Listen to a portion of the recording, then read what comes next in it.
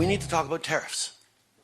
The 30 days extension been given on the border or fentanyl tariffs is something we need to use. We need to be very deliberate about how we continue to engage closely with the United States to make the case and demonstrate that Canada is responsible for a tiny part of the North American fentanyl problem, but that we are also bitterly touched by this tragedy. We also want to be part of solving for this. And over the next 30 days, we will demonstrate that even the tiny amount that is Canada's responsibility into the United States is going to reduce even further by working together, not just across our border, but internationally as well, to make sure that there is no reason to move forward with those tariffs 30 days from now. If those tariffs do end up coming in, or if the investigation into commerce tariffs that are scheduled for April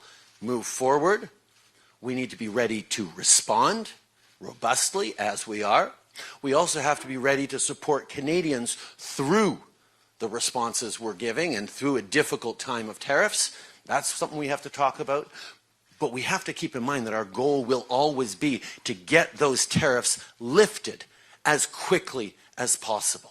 That's the approach we have to have tactically around tariffs, that is focused on demonstrating the depth of the relationship, demonstrating that we can solve the challenges they're facing, but also make sure we're protecting Canadians and moving forward. I think the strategic reflection we have to have right now is that we are in a moment that we have to meet for Canadians to see not just how we get through this particular challenge over the next 30 days or few months, but how we get through and thrive and grow stronger over the next 4 years and into what may be a more challenging long-term political situation with the United States.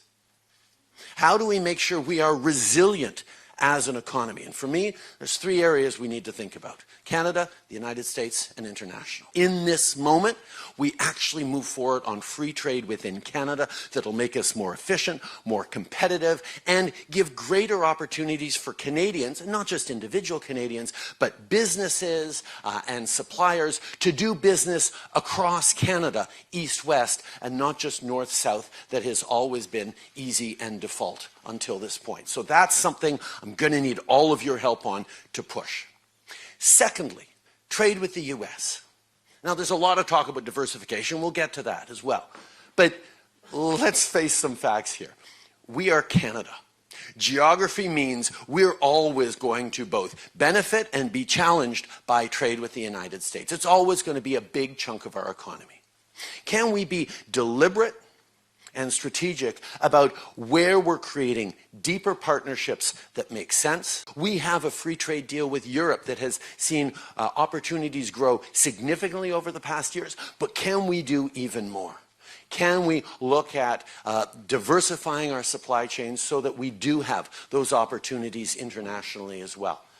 Can we look at new markets that we're opening up? There's so many different opportunities and challenges we can get to. That there is a moment right now that we all should be talking about.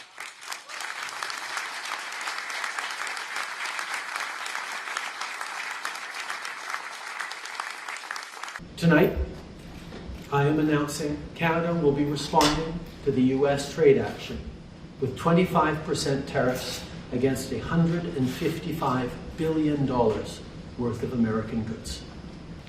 Like the American tariffs, our response will also be far-reaching and include everyday items such as American beer, wine, and bourbon, fruits and fruit juices, including orange juice, along with vegetables, perfume, clothing, and shoes.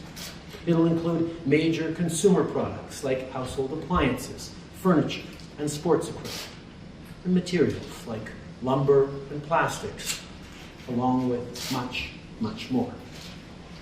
If President Trump wants to usher in a new golden age for the United States, the better path is to partner with Canada, not to punish us.